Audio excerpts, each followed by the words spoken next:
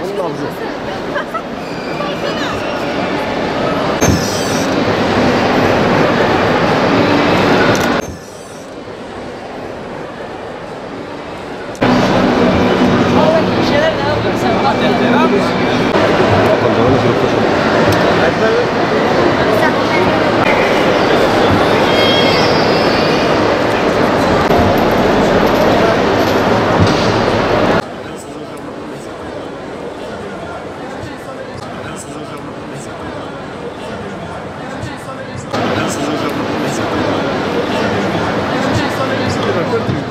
Aynen öyle. Aynen. Cenab-ı Hak peygamberleri gönderdiğinde bile bir kitapla beraber gönderiyor.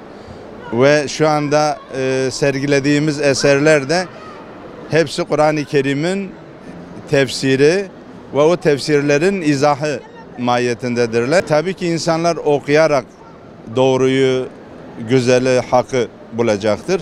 Bu açıdan bir kitap insanların en iyi dostu ve onları hakka, hakikata, doğruya götürecek en güzel alet veya araçtır. Kitap sadece bildiğimiz sayfalardan müteşekkil eserlerden meydana gelmez. Çünkü Kur'an-ı Kerim'e göre kainat bir kitaptır. Ondan sonra insanın kendisi bir kitaptır.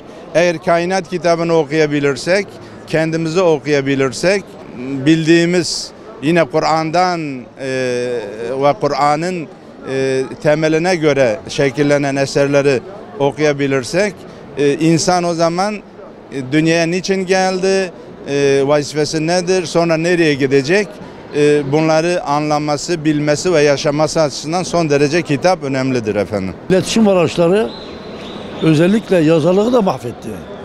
Eskiden yazarlar okuyordu, şimdi yazarlar okumuyor. Çoğu okumuyor yani. İnternetten toparlama yapıyorlar.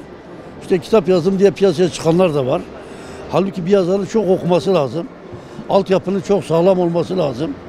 Bilgi birikimi olması lazım.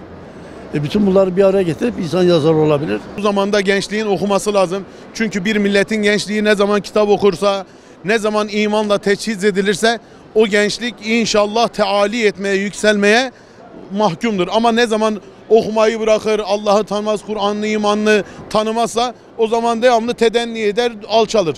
Onun için bu zamanda en büyük şeyimiz okumak. Dünyada okuyacağız, kabirde okuyacağımız bir durum yok.